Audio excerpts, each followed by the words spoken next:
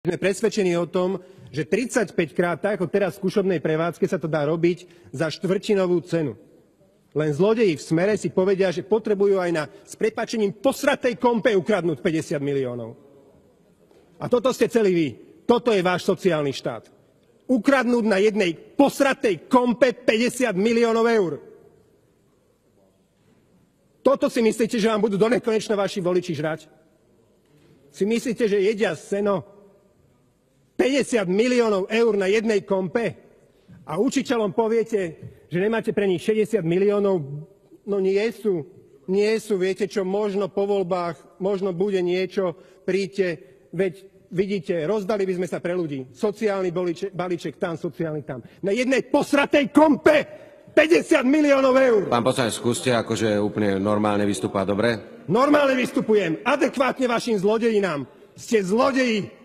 Zlodeji vládnu Slovensku, ste mafia, ste organizovaný zločin. Podľa trestného zákona organizovaná zločinecká skupina musí spĺňať 3 parametre. Musí mať viacej členov. Je vás dosť. Musí existovať dlhšie obdobie. Existujete dostatočne dlho. A jej činnosť je zameraná na legalizáciu príjmov z trestnej činnosti. Čo robíte vy? Iba legalizujete vaše zlodejiny. A ešte sa nehambíte tu povedať argumenty, veď som tam poslal kontrolu a kontrola povedala, že je všetko v súlade so zákonom. Jasné, pošlete si kontrolu do inštitúcií, do ktorých predtým ste si dosadili svojich vlastných ľudí. Vážená vláda, dovolte, aby som sa vyjadril ku kauze KOMP.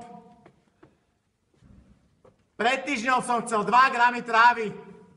A čo ste mi povedali? Aj mne, aj svojim huličom. Čo ste povedali svojim huličom?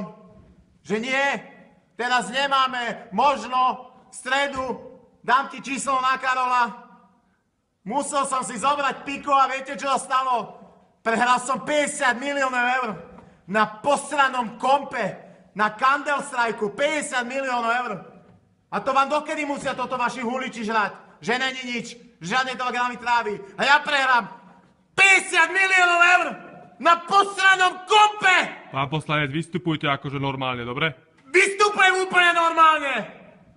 Ste zlodeji, ste spodina. Spodina musí obsahovať 3 faktory.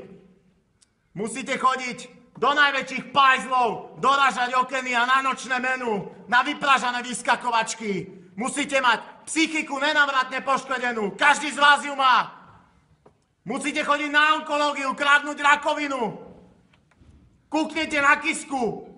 Vlasy jak Tatry v 2005. A toto sú vaše sockanské istoty?